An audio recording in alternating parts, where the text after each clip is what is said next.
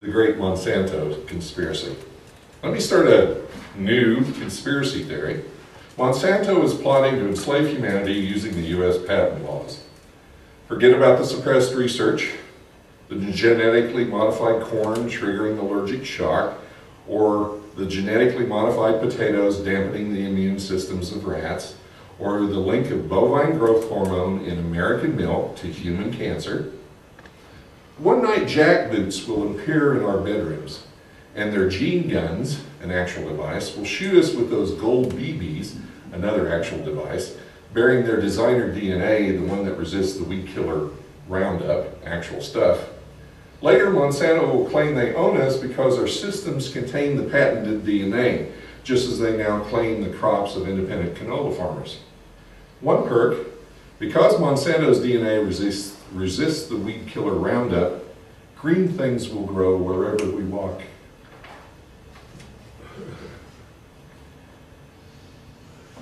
I get involved in debates on poetics with my colleagues from around the state, and a number of times I've heard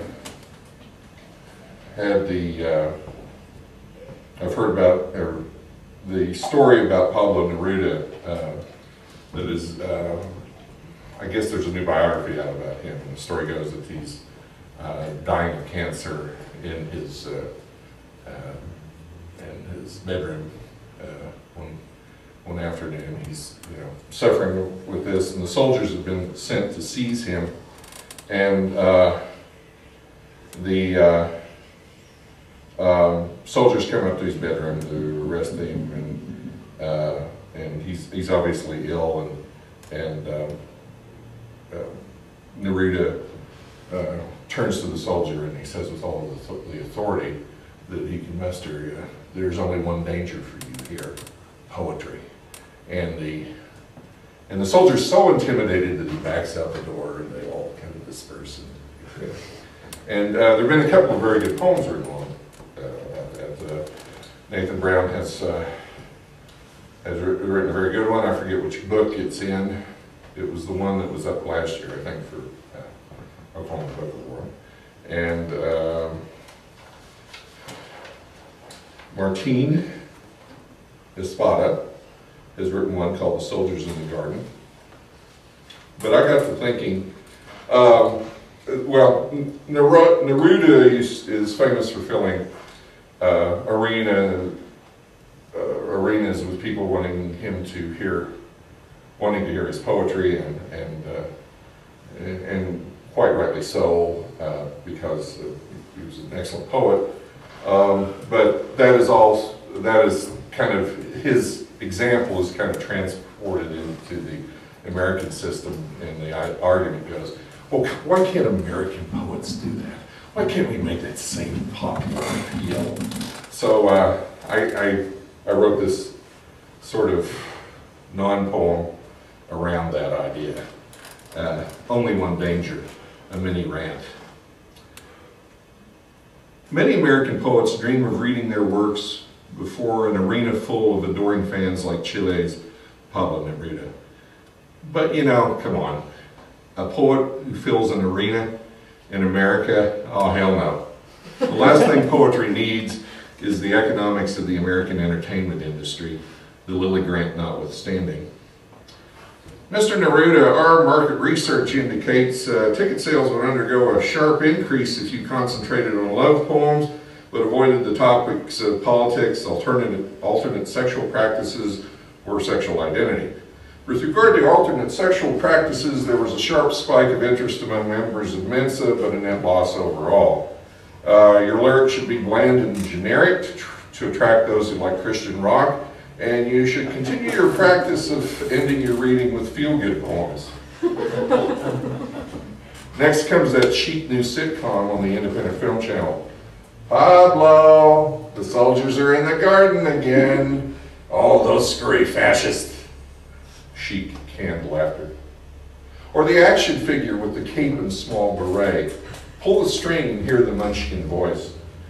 There is only one danger for you here, poetry. There is only one danger for you here, poetry.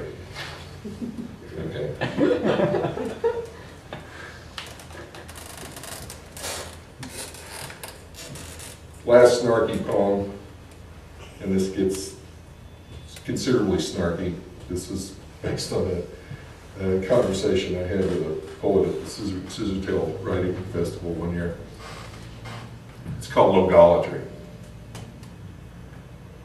I'm making my point about patronizing the masses to a mild-mannered poet from Texas, with Rothenberg's lore. Klebnikov reading Glossolalia for the first time in a peasant Pentecostal newspaper in the Urals, then Bernstein's Ren and Stimpy in the Pulitzer. When a poet quotes St. Paul, how one word of gospel is worth more than all the gift of tongues. His parry triggers, parallel to our discussion, a corner of my mind grinding out mean blasphemies. How often St. Paul was wrong because he needed to get laid. Wrong not only about women covering their heads and their mouths in church, but wrong about how words of gospel become justification for faith and strong opinions in Texas.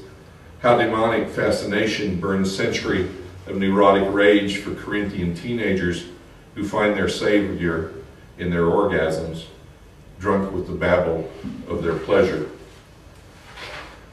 But I shut up over the debris of sub sandwiches and Pepsi cans, nodding and smiling like those pious women centuries ago when the grim priests and bishops were proclaiming what we should all believe.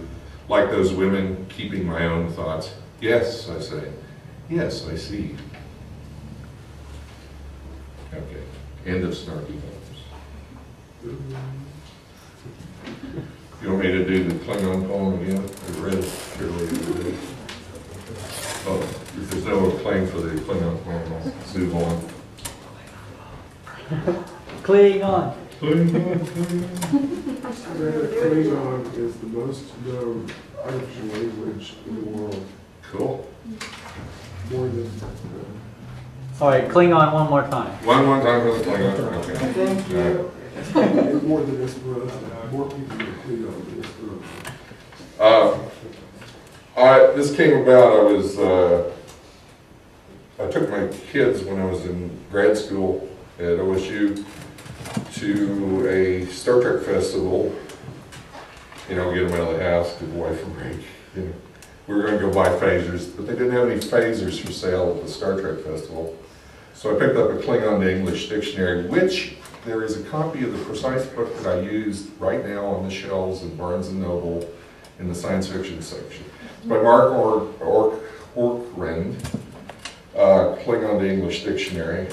And so I use that to compose this poem, and then I explained the whole context about military identity to you earlier. So one more time for the back rows. The title of this is Telu Ko Jako. Telu Ko Jako. Kaok Kayovaj. Udrelik Not Shov Kayo. Pigmosh Mov Nonwish. Bangwish Shai Kayush. Lodrokom Neg. Nandresh Jeshko Ngo Neg. Telu Jako. Kaok Kayovaj. Udrelik Not Shov Kayo. Pigmosh Mov Nonwish.